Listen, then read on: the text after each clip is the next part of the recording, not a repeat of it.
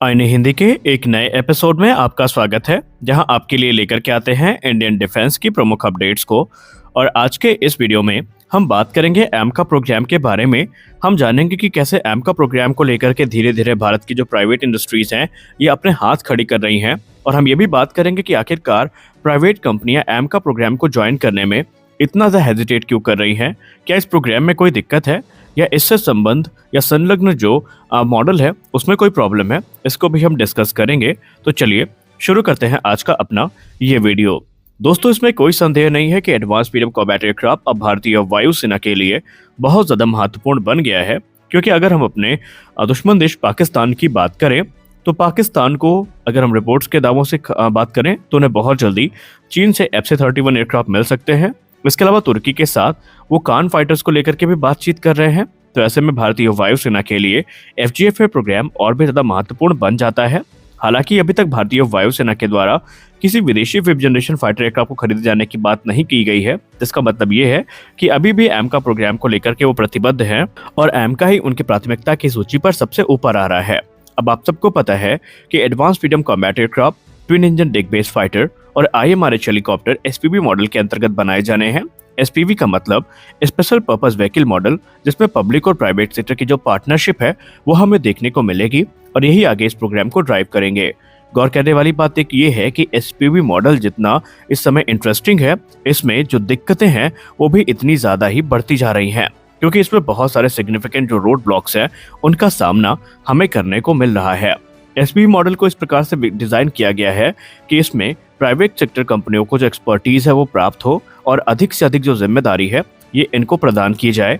और इस समय गवर्नमेंट भी इसी चीज पर विचार कर रही है।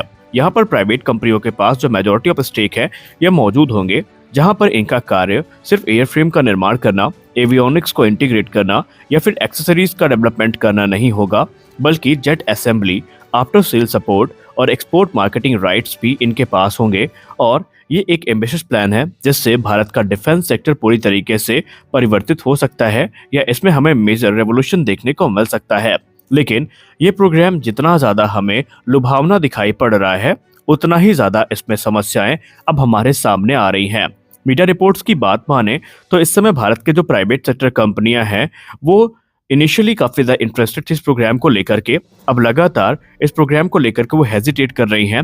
इसके पीछे की वजह है कि बहुत सारी कंपनियों ने ये कहते हुए अपने हाथ खड़े कर लिए हैं कि उनके पास इतने एडवांस फाइटर एयरक्राफ्ट को असेंबल करने का या बनाने का अनुभव नहीं है, यानी लैक ऑफ एक्सपर्टीज का दुहाई उनके द्वारा दिया जा रहा है, जो कि एक प्राइमरी कंसर्न के तौर पर देखा जा रहा है।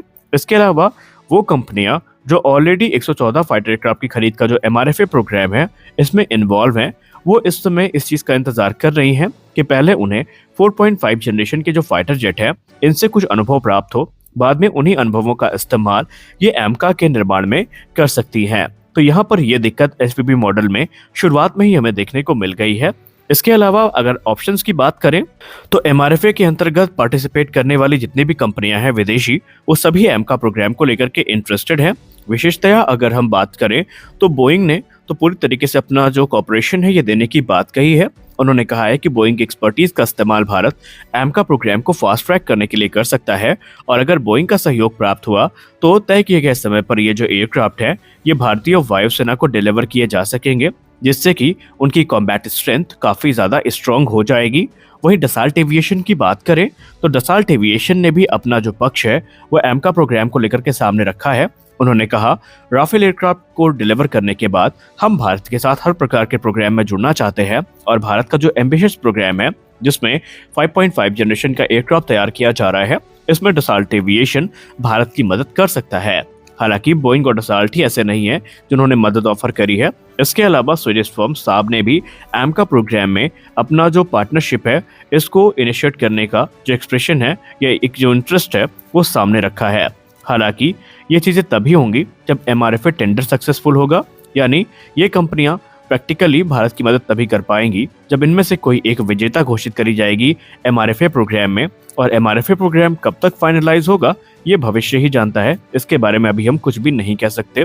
तो कुल मिलाकर के एमका प्रोग्राम में अगर हमें जल्दीबाजी दिखानी है तो SPV मॉडल को पहले क्लियर करना होगा, ऐसे प्राइवेट इंडस्ट्रीज को सेलेक्ट करना होगा जो कॉन्फिडेंट है और जो कंधे से कंधा मिला करके चल सकती हैं। एमका भारत के एयर डोमिनेंस के लिए बहुत ज़्यादा इंपॉर्टेंट है। हालांकि अगर हम बात करें भारतीय वायुसेना के पूर्व वायुसेना प्रमुख आर.के.एस. भदौरिया सर की, तो उन्होंने हाल ही में एक मीडिया इंटरव्यू के दौरान ये कंफर्म किया है कि एमका प्रोग्राम के लिए जो एवियोनिक्स विकसित करी जा रही हैं ये ऑलरेडी बहुत सारी विकसित की जा चुकी हैं, क्योंकि इनका इस्तेमाल तेजस मार्क 2 में भी किया जाना है। और ऐसे में जो सीसीएस अप्रूवल है ये कभी भी एमका प्रोग्राम को मिल सकता है, और सीसीएस अप्रूवल के मिलने के बाद जो प्रोटोटाइप डेवलपमेंट वर्क है ये शुरू हो जाएगा। उनका ये अनुमान है कि 4 से 4.5 वर्षों के टाइम फ्रेम में एमका का जो रोल आउट है और पहली उड़ान है ये हमें देखने को मिल सकती है।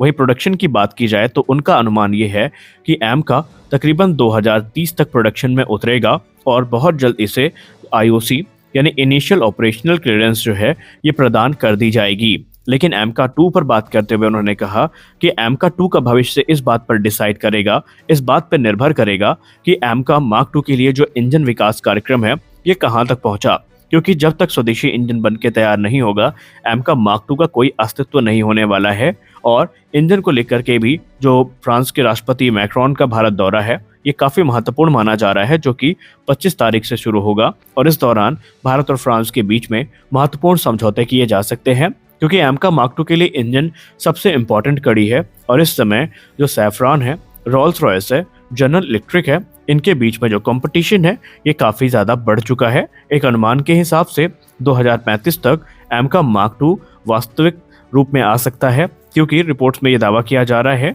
कि अगर जो बातचीत है इंजन को लेकर कि ये ठीक तरीके से चली तो इस वर्ष के अंत तक साइज जो डील है ये फाइनलाइज हो जाए। रोल्स रॉयस के ऑफर की बात करें तो ये कंप्लीट टीओटी देने के लिए तैयार है, एक क्लीन स्लेट डिजाइन ऑफर कर रहे हैं, सारी चीजें भारत में बनाई जाएंगी, पूरी सप्लाई चेन भारत में स्टैब्लिश करी जाएगी, भारत के पास पूरा एक्सपोर्ट राइट होगा, इंटेलेक्चुअल प्रॉपर्टी राइट्स होंगे, यानी भारत अपनी जरूरत के हिसाब से इंजन को मॉडिफाई कर सकेगा, उनमें सुधार भी कर सकेगा। वहीं सैफरान के ऑफर की बात करें तो सैफरान का ऑफर भी कुछ ऐसा है, लेकिन सैफरान के कदम भारत में ज्यादा मजबूत हैं रोल्स रॉयस और जनरल इलेक्ट्रिक के तुलना में, क्योंकि ऑलरेडी सैफरान की जो एमआरओ फैसिलिटी है 2024 में ऑपरेशनल हो जाएगी, जहां पर इंजन को ओवरहॉल किया जाएगा।